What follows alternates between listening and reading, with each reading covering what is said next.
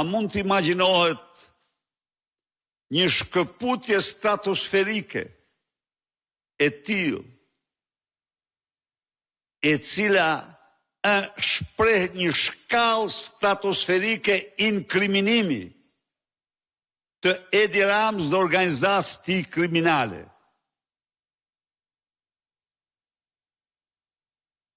Që kalojnë nga ahengu qeveritar në aheng tjetër qeveritar dhe bëjnë sikur Shqipëri nuk ndodh asgjë.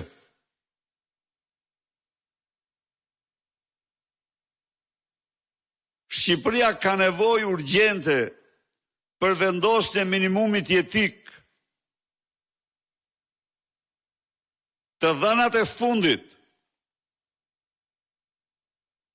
mbi kërcënimin e urisë janë kambanat më alarmuese, të cilat kërkojnë parazitash vendosjen e minimumit jetik dhe heqjen e TVSH-s për të gjitha ushqimet bazë.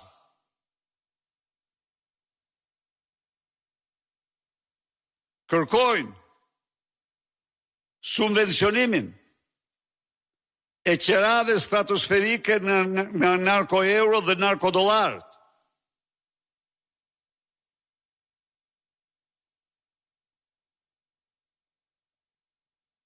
Kërkojnë dorëheqjen e menjëhershme të Edi Ramës.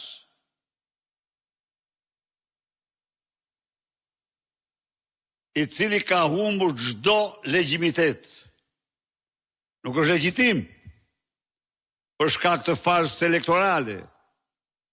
Nuk është legjitim për shkak të mbrojtjes së korrupsionit dhe vjedhjeve që ka bërë. Nuk është legjitim për shkak të instalimit të narkoshtetit në Shqipëri dhe diktaturës autoritare.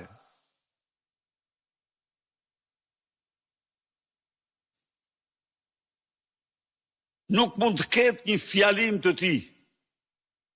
Nuk mund të ketë një fjalim. Merrni.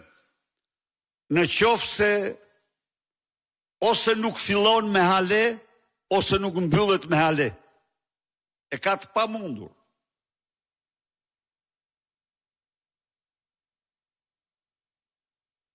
Ky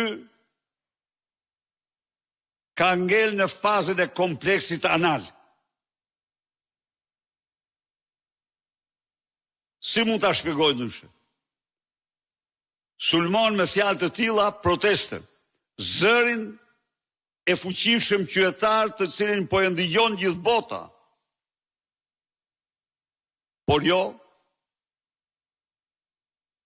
njeriu i paligjshëm.